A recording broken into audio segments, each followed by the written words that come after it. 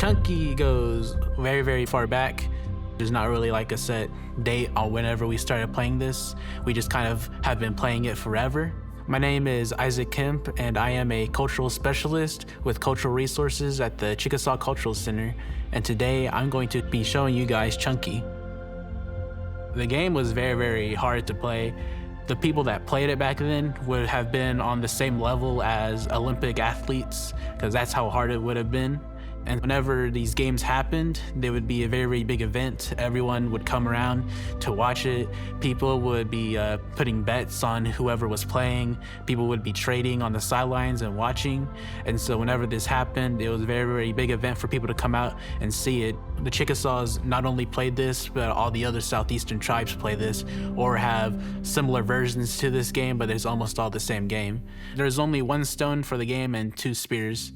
And there's 2 warriors, and each village would have their own field that would be very, very long.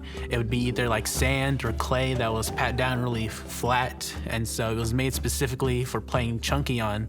And so each warrior would have their own stone that they would use, and they could range from either as small as a cookie, or they could get about as big as a dinner plate. And they would be made out of either rock or clay. You kind of hold it like that, kind of like you're bowling, and then you would just like roll it like that, and then it would roll on this side like that. It kind of looks like a coin. Whenever you kind of roll a coin, that's how it would be. And this one, whenever you roll it, it will sometimes just go whoosh and turn really quickly.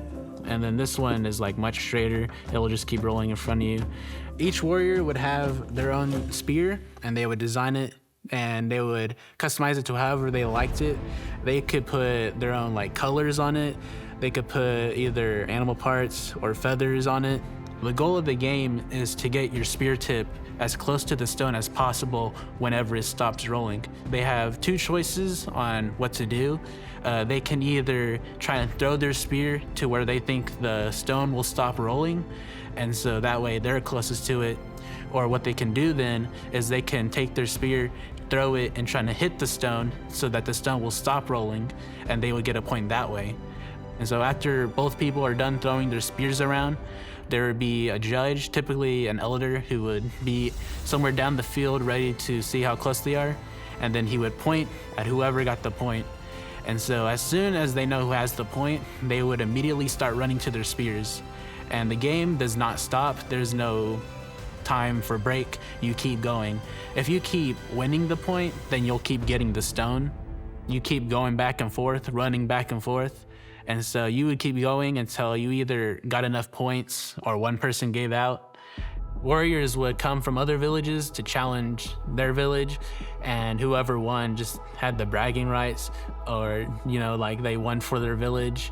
And then people from their village and the other village would all come together to watch and see them play out, because it's just going to be it's just a very fun time to see these 2 warriors on the top of their game ready to play and throw down with these stones.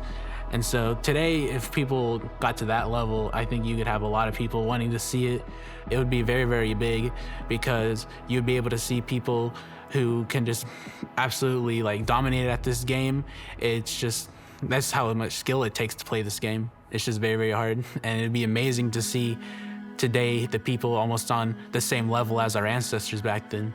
This is something that we've had for years, something that was almost taken away from us, and able to have this today and show not just other people in our community, but people all around the world what this game is very, very important to us.